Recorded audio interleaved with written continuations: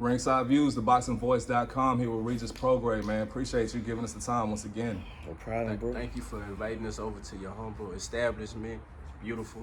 Thank you, brother. Thank you. How that feel going from where you came from, humble beginnings, and being able to have your own gym now and just build up It's crazy, with bro. the people that you started with too? It's fucking crazy. You know what I'm saying? Like a few years ago, bro, I was in like a one-bedroom apartment. Yeah. And now I got a fucking like my own gym. Like honestly, I don't even care about the house. Like y'all can go in the house and the house nice and shit, but for me, like I got my own like full court basketball, like real boxing ring in it, gym, like all that shit. Like I can like work from home now. So it's like for me it's like a dream come true and it's crazy. But the strangest thing for me is I feel like I'm just getting started. That's exactly. The crazy thing. I feel like I was already a world champion, but I just want so much more. I got so much more to prove. So yeah, I can't wait to see where I'm gonna really go. Well, let's get started there. We noticed you just signed with Probellum a couple months ago. Let us know the idea behind that, or the thinking behind that. Really, bro. So of course everybody came at me and stuff like that. You know, all the promoters, they all wanted to sign me and stuff.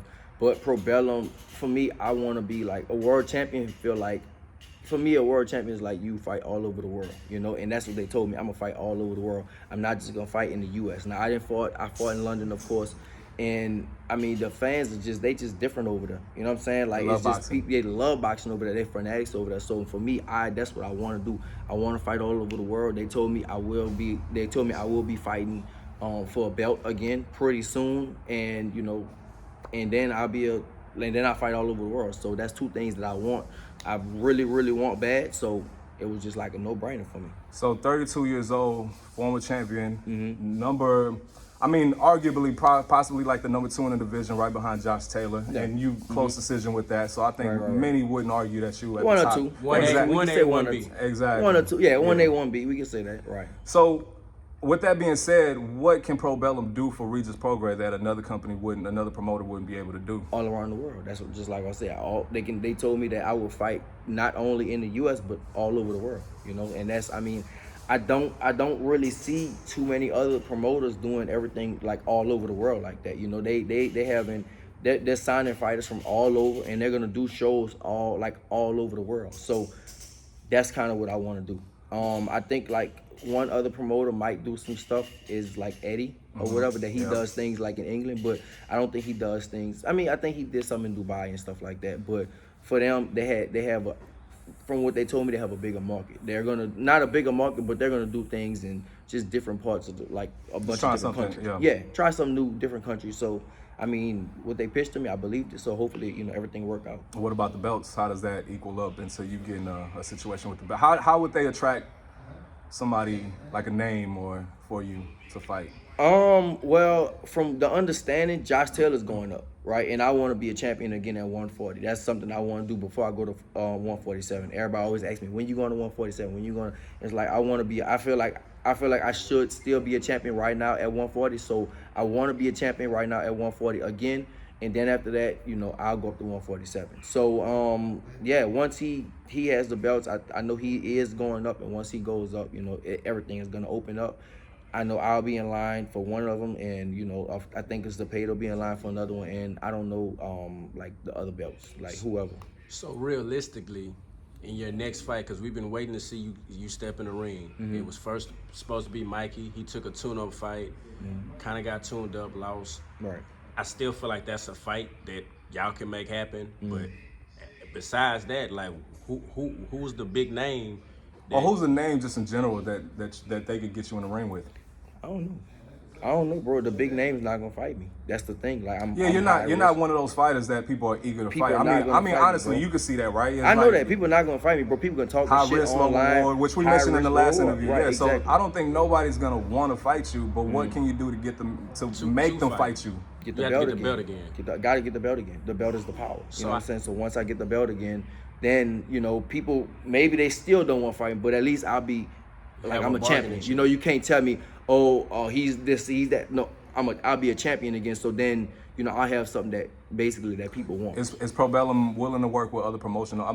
They're gonna have to, right? Work with Top Rank, work with PBC. Right. So with that being said, you're not worried about getting an opponent, or I guess the competition is what I'm asking. Not necessarily a name, but just somebody on a competitive level to give you a good fight and just. Yeah, bro. I mean, the thing is the business side of boxing. We all know this, bro. Like, I mean, I'm understanding this now. You know what I'm saying? Like when you have the money fighter. You know what I'm saying? Like they're not gonna want to put them in too much hard stuff until it make like a shitload of money to where it's undeniable. Like we look at Crawford and Errol, bro. Like there people want this fight for so long, and people say they need to fight each other, and they still years and years and years they still didn't fight each other. So I mean that's just it is what it is, right? So we know about the Cold War. I mean, it's been going on since De La Hoya and parted ways with Top Rank. So I don't think that situation. I don't think it was personal to Crawford, but I do understand the business of it. You know what I'm saying? So no, it's what I'm saying. It's not personal to Crawford. It's not. It ain't got nothing to do with the fighters. It's just, it's just the business side of it. That's just it is what it is. That's how it go.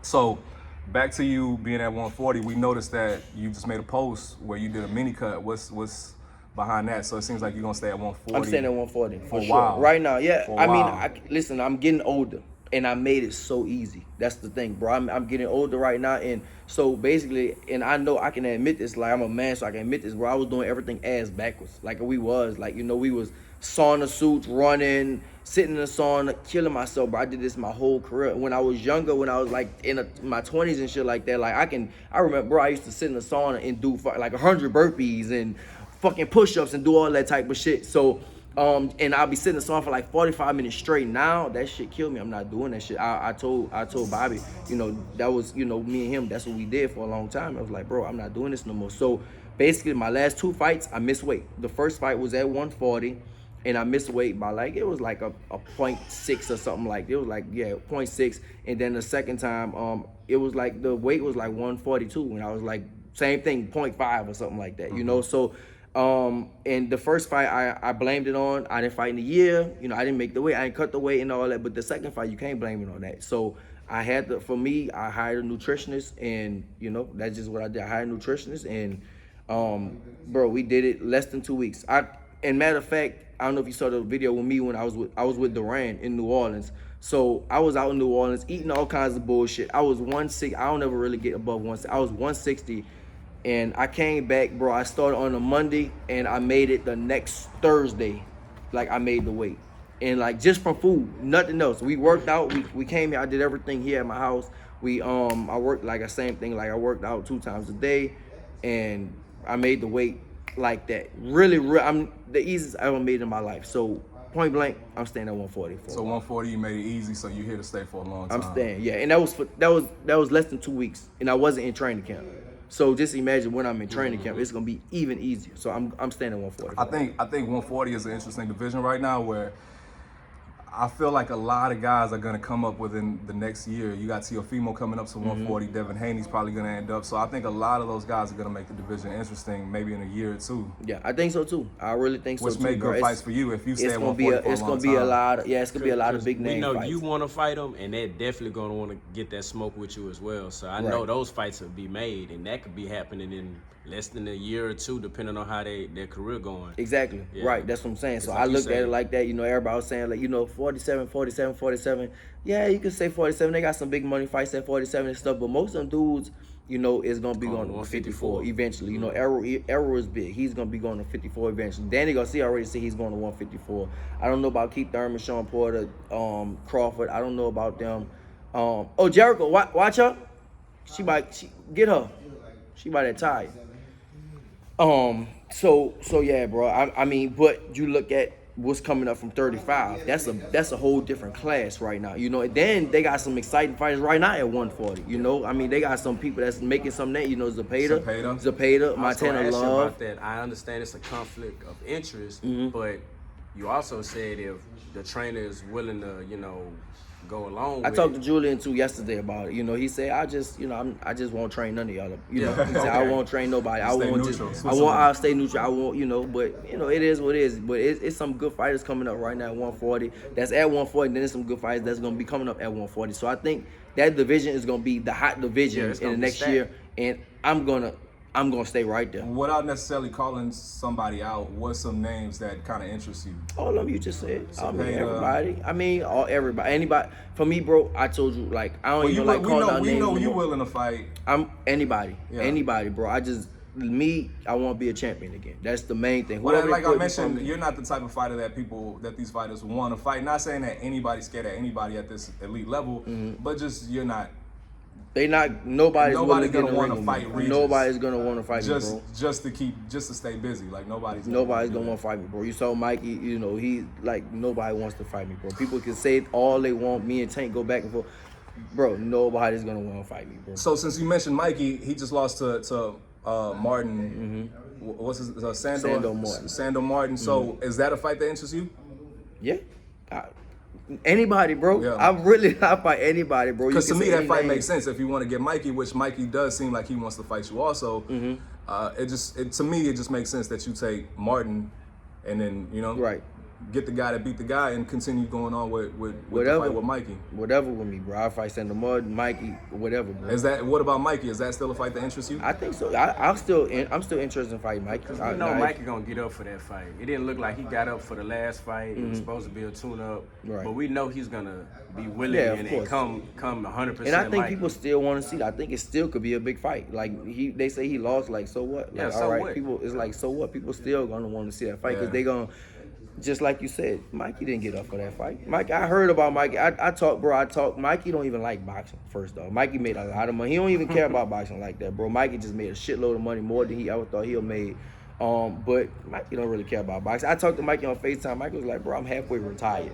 You know, and like, that's when he was supposed to actually be fighting me. I talked to him, his face was huge. Mikey probably like 185 pounds or some shit like that, you know, but I think with me, you know, it'll be a big money fight, and I think he'll definitely get up for it. So, you know, I think. All right, brother. See you, brother. Thank you. All right, that's a bet. All right, bro. Thank you. So yeah, but I think people still will want to see that fight. So how soon can we see you back in the ring? I don't know, bro. I don't know. You saw I'm training, I'm sparring. So how often? I want to fight, bro. That's what I'm saying. I want to fight. At first, they told me October. October's gone. Then they were saying maybe December. December probably is gonna go.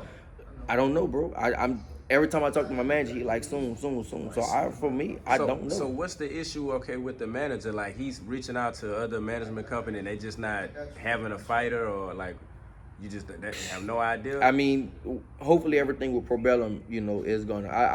I actually hit up Richard Schaefer. You know, I ain't hear back from him yet. I'm gonna check my stuff. So you know, maybe he'll have something for me, but. I don't know, bro. Like, I mean, I fought since my last fight was in fucking April. Yeah. So that was a long time ago, bro. Like, and I want to keep busy. Like you said. I mean, yeah. One thing about you, anytime that we see you, always in the gym, you always working out. You just did the mini cut, so you know you stay in shape. You stay around the weight. You know what I'm saying? So I mean, as far as that, I don't think you have any issues with ring rust or coming back. Right. I think you're the type of fighter who stays in the gym and takes that. Yeah, I try to stay in, you know, in some type of shape at least. You know what I'm saying? And nutrition, I know that's making you feel a lot better with the good quality of food you eat now. Yeah, just knowing, you know what I'm saying, knowing how to do it and shit. Cause I'm not gonna lie, bro. With food, I'm a fuck up. I'm from New Orleans, you know what I'm saying. So with food, I'm terrible. Yeah, I'm terrible with that food shit, bro. So and it don't help having you live in Houston right now, cause it's too much stuff. Exactly. Yeah. So it's just like, but now I'm getting discipline. It's just getting better. It's just knowing about what to eat and stuff like that. I had a nutritionist, like I say, come from Canada, bro, and like I did everything. I ain't fucking cheat one bit. I'm talking about I ain't touch a piece of food and lick my fingers. That's if I touch anything for my kids, made sure I washed my hands. I didn't want get nothing in my system at all. So I did everything right and I hit that shit, boom, perfect. So now it's way better. Well, I know you kind of had some time to watch boxing. I know you love boxing just as much as we do. How you think? What you think about Boots Ennis? You know, that dude a beast, bro. I think he a beast. Right now, do you see him giving Earl Spence and Bud Crawford either a loss or a competitive fight, either or? I think he can give both of them a competitive fight. Now, a loss, I don't know. I can't say a loss or nothing like that, but I think he can give both of them a competitive fight.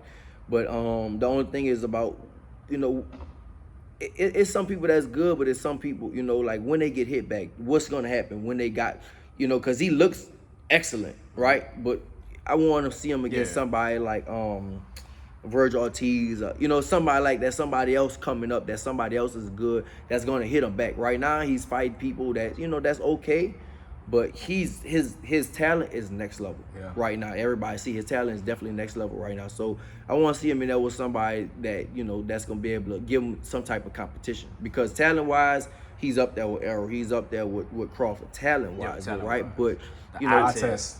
That's what eye test, exactly. But, you know, once somebody start hitting the back, you know, then we're going to see what happens. So, kind of like what we seen with Devin Haney. When he got hit, he did what he had to do to win. Exactly. He won the whole fight. Right, exactly.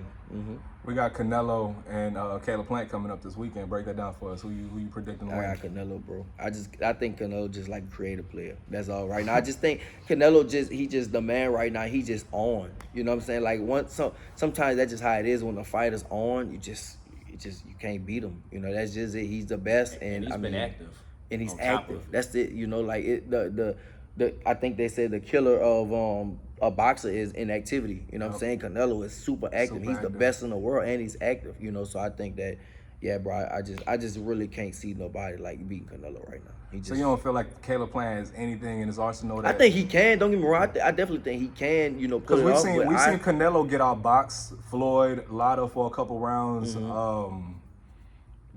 Danny Jacobs had some good moments, but yeah, I mean, Amir Khan is who I was thinking of. We've seen Canelo get outboxed for a couple of rounds, but one thing about him is he sticks to his game plan.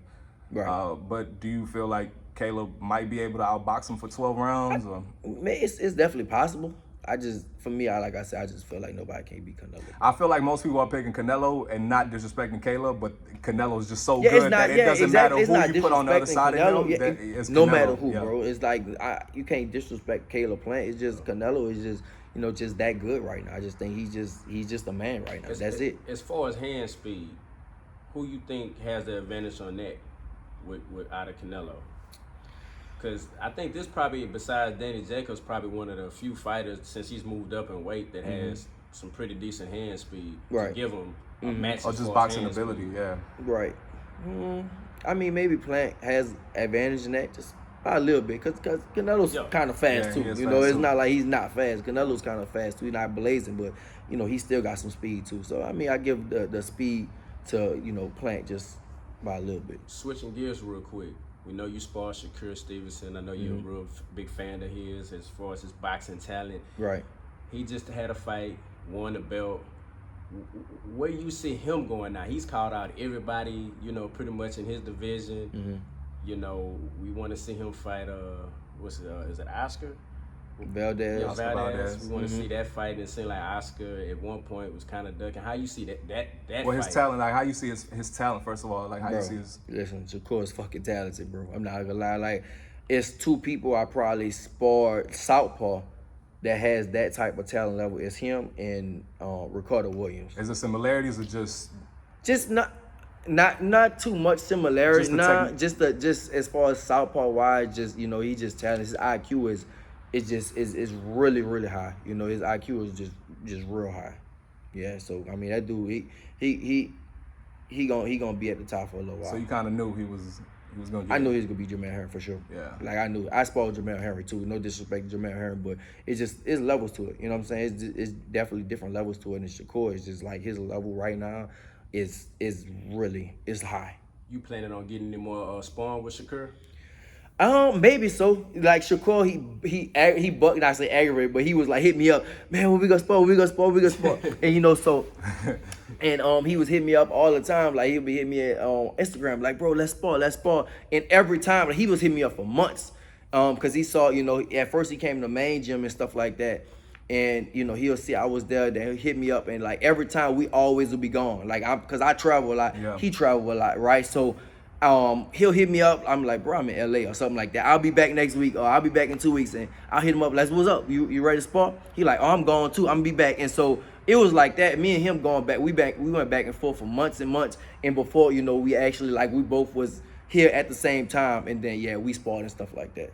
Y'all sparred at J Prince Gym? We sparred at J Gym. Okay. We sparred at J Gym. Yeah. So top of the year next year, you think we could get you in the ring again?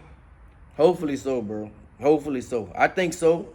Top of the year, I definitely think so. They saying maybe in January or February, but like I said, They told me October, December. Cause I know you getting tired of waiting.